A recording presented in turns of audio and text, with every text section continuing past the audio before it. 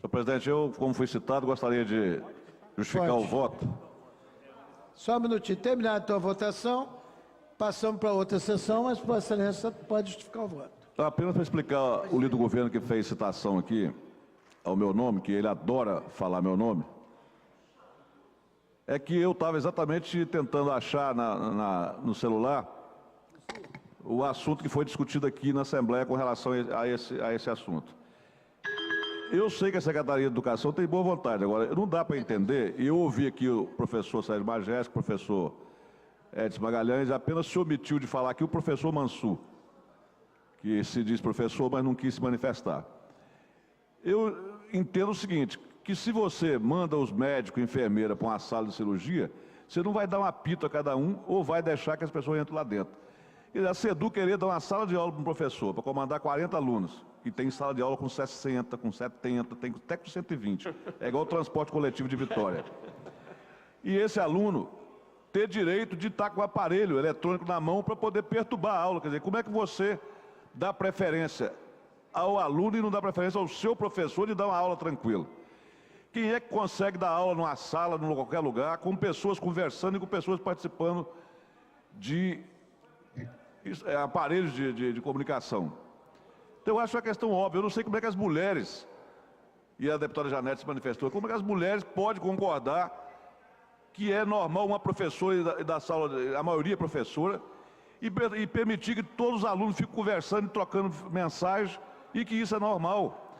A primeira garantia que você tem que dar a quem trabalha é o direito de poder ter autoridade no seu horário de trabalho. Se a pessoa vai dar uma aula de 40 minutos ou 50 minutos, ela tem que ter garantida pelo Estado o direito a silêncio, o direito de se manifestar ensinando. Isso é igual você vai apitar uma partida de futebol e aí entra o bandeirinho e o juiz vai permitir isso. Todo mundo tem que colocar ordem no seu local de trabalho. E o professor é muito mais do que um educador. Ele é ali o personagem representando o Estado, ele está ali representando o governador, representando o secretário de Educação. E como que a gente vai lá no Palácio, por exemplo, o governador vai falar, nós vamos ficar todo mundo conversando, ouvindo o celular, e ele vai concordar com isso? Não, mas é questão de que você, quando coloca o seu aluno, o seu filho na escola, ele está sob o comando do professor, não está mais sob o comando do pai e da mãe. O pai e da mãe tem que educar em casa e não faz isso. Porque um aluno que usa aparelho eletrônico na escola, ele é mal orientado pela família. É que as famílias, na maioria das famílias brasileiras, estão dando muita importância à liberdade da criança e não dá educação. E é por isso que a gente vê violência e vê uma série de coisas. A gente está acostumado a ver no vídeo aí, eu sei que vocês estão nervosos, mas eu tenho 1 minuto e 54 segundos ainda. Muito tempo. A gente tem visto aí nos vídeos, criança batendo em professor, criança espancando. Eu vi recentemente um vídeo que eu tentei achar aqui, mas eu não sei qual arquivo, qual nuvem que eu coloquei. Uma criança espancando o professor, desmanchando o livro todo da biblioteca, jogando tudo no chão. E porque exatamente a professora foi pedir a ele para não usar o telefone que ele estava deixando tocar alto dentro da sala de aula. Então eu quero crer que esse projeto, que essa discussão, a Secretaria de Educação, através do governador, propôs discussão, mas nós não somos obrigados aqui a ser cegos e a não manifestar a nossa posição.